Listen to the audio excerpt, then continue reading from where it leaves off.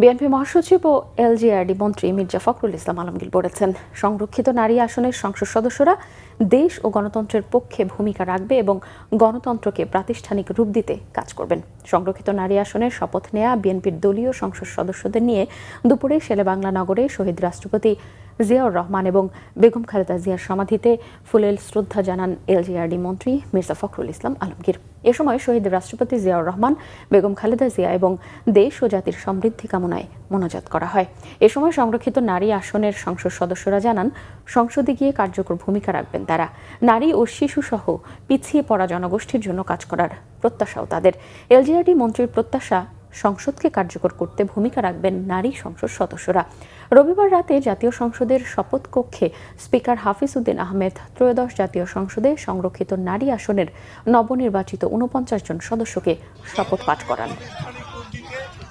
জাতীয় সংসদকে কার্যকরী করার ক্ষেত্রে জাতীয় সংসদকে সত্যিকার অর্থেই সকল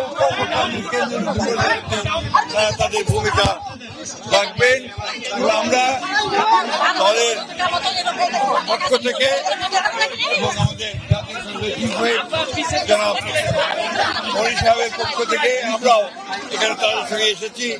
একইভাবে তাদের এই শপথ এবং তাদের এই আজকে যে তারা এসছেন তাদেরকে আমরা আশা করি তারা তাদের ভূমিকা যথাযথভাবে পালন